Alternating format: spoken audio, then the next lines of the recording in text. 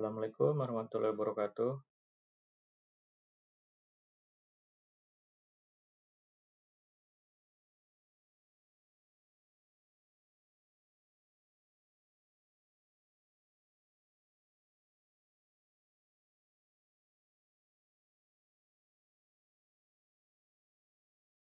PowerPoint-nya bisa terlihat. Pembahasan kita pada perkuliahan ini terkait dari sisi bahan konduktor atau konduktor material ya.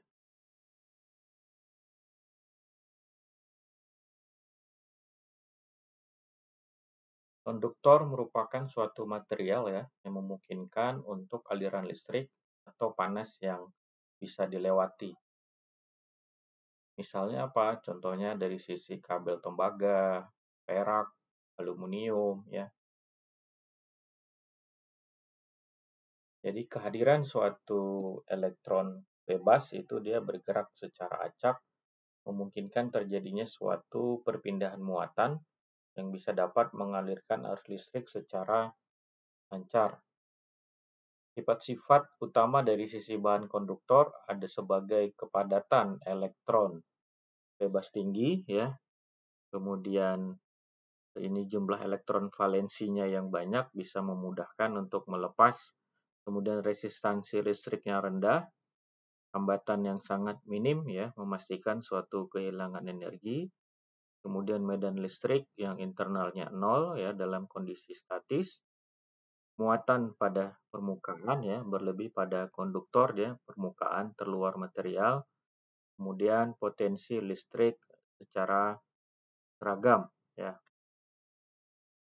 Beragam dari sisi klasifikasi bahan konduktor, ada logam murni, ada non-logam, kemudian ada konduktor tonik, kemudian ada semi konduktor.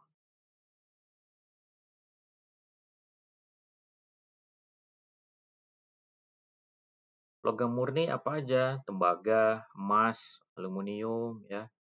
Kalau non-logam berarti non-logam konduktor yang listrik padat non-logam ya. Karbon ya, grafit. Kemudian konduktor ionik apa? Zat cair ya. Semikonduktor ini seperti silikon ya, germanium.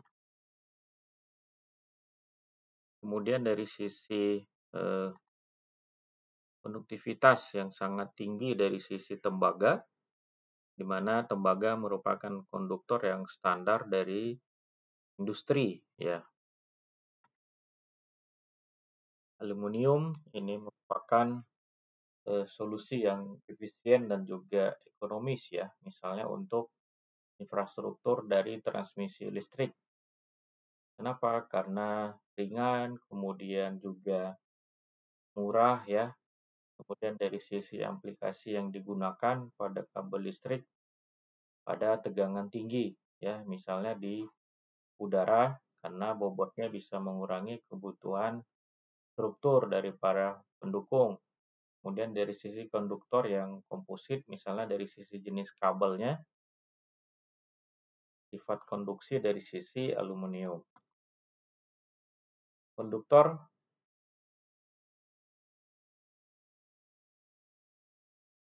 kemudian ada juga konduktor misalnya berlapis perak.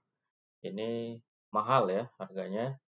Lapisan perak ini dia dapat memberikan konduktivitas permukaan yang superior. Ini ideal untuk frekuensi tinggi ya.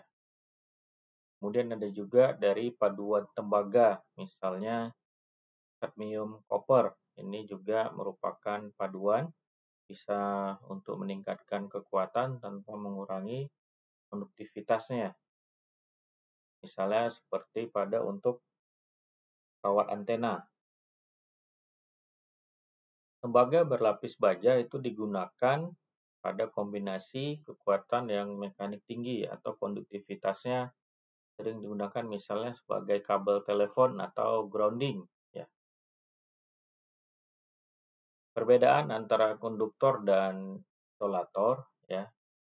Konduktor dia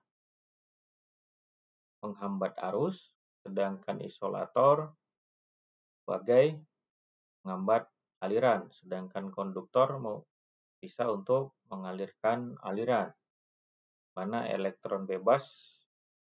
Kemudian contoh dari konduktor tembaga, aluminium, emas, isolator ada karet, ada plastik, keramik, dan udara.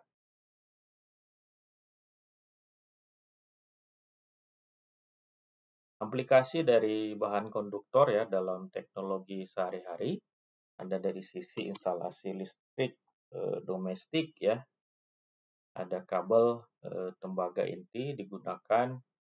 Kemudian ada dari sisi komponen elektronik, misalnya dari jalur tembaga itu apa? Misalnya PCB ya, atau juga bisa chip komputer. Kemudian dari sisi peralatan pemanas, apa nih konduktor yang pemanas air ya, menghasilkan panas. Dan juga jaringan distribusi energi. Kemudian ke depan juga bagaimana kita bisa melakukan suatu inovasi dari material konduktor.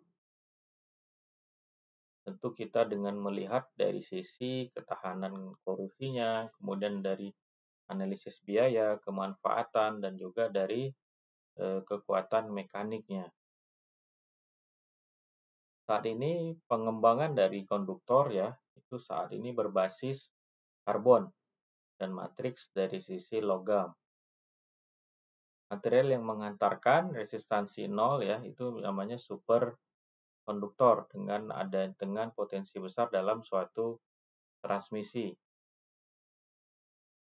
Jadi pengembangan ke arah super konduktor ya dari sisi material konduktor.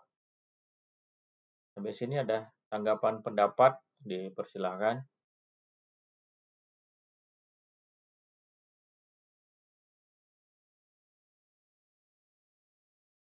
Tidak ada? Baik, kalau tidak ada, terima kasih semua atas kehadirannya. Assalamualaikum warahmatullahi wabarakatuh.